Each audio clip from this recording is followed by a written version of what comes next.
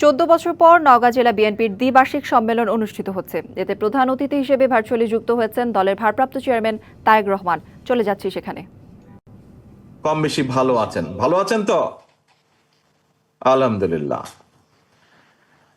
প্রিয় ভাই বোনেরা, প্রিয় সহকর্মীবৃন্দ, আজকে এখানে এই যে আমরা সকলে একত্রিত হয়েছি, আমরা কেন একত্রিত হয়েছি? আমরা একত্রিত হয়েছি আজকে জেলা বিএনপি আমাদের সম্মেলন অনুষ্ঠিত হচ্ছে। এই সম্মেলনের লক্ষ্য বা উদ্দেশ্য কি?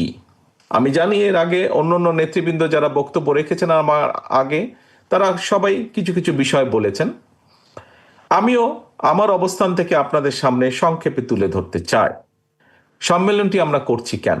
দেখুন, এই যে আমাদের প্রিয় দল বিএনপি, বাংলাদেশ জাতীয়তাবাদী দল, ক্যামেরাম্যানে যে আছেন, ক্যামেরার পেছনে দায়িত্বে যে আছেন, আমাকে দয়া করে কাউন্সিলররা যেদিকে বসে আছেন ক্যামেরাটা ওই দিকে আপনি ফোকাস করেন। আমি কাউন্সিলরদেরকে দেখতে চাই, মঞ্চটা না, কাউন্সিলর বিন্দুকে দেখতে চাই আমি। ক্যামেরাটা ঘুরিয়ে দেন, ঠিক আপনার পেছন দিকটা আমাকে দেখান। হ্যাঁ, এই যে মঞ্চ থেকে ফোকাসটা দেন, যাতে আমার সামনে যারা আছে, আমি মঞ্চের সামনে যারা আছে সবাইকে দেখতে পাই, সাইড থেকে না, মাঝামাঝি জায়গা থেকে দেন। জি, ধন্যবাদ। এখন প্রিয় নেতৃবৃন্দ, প্রিয় সহকর্মীবৃন্দ, এই যে আমাদের প্রিয় দল বিএনপি, এটি কিন্তু একটা বিশাল বড় দল, এবং বিশাল বড় দলটাকে যদি আপনি কম্পেয়ার করেন, বিশাল বড় একটি পরিবার। আমাদের প্রত্যেকের কিন্তু পরিবার আছে, পরিবার কিছু নিয়ম নীতি আছে, পরিবারটা কিভাবে চলবে, কিভাবে পরিচালনা হবে পরিবার, নিয়ম নীতি, রীতি নীতি, এগুলা থাকে পরিবারের মধ্যে।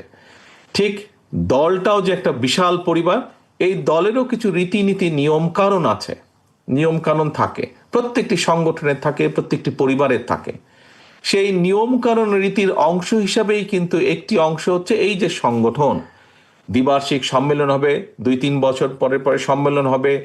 পরিবারের যে সদস্যরা থাকবেন, অর্থাৎ আপনারা যারা কাউন্সিলর, বিভিন্ন পর্যায়ের কাউন্সিলর, আপনারা বসে আলোচনা করে ভোট গ্রহণ পদ্ধতির মাধ্যমে হোক, একটি পদ্ধতির মাধ্যমে আপনারা আগামী সাংগঠনিক মেয়াদ পর্যন্ত এই জেলায় অথবা থানার সম্মেলন যদি হয়, অথবা ইউনিয়ন সম্মেলন যদি হয়, 2 জন, 3 জন, 5 জন ব্যক্তিকে আপনারা দায়িত্ব দিবেন, এবং পরবর্তী সাংগঠনিক মেয়াদ পর্যন্ত এই মানুষগুলো দলকে পরিচালনা করবে, দলকে সংগঠিত করবে, দলের পক্ষে আরো বেশি সংখ্যক নেতাকর্মী সংগ্রহ করবে, এবং দলের যে নীতি বা আদর্শ আছে সেগুলো মানুষের কাছে পৌঁছে দিবে। অর্থাৎ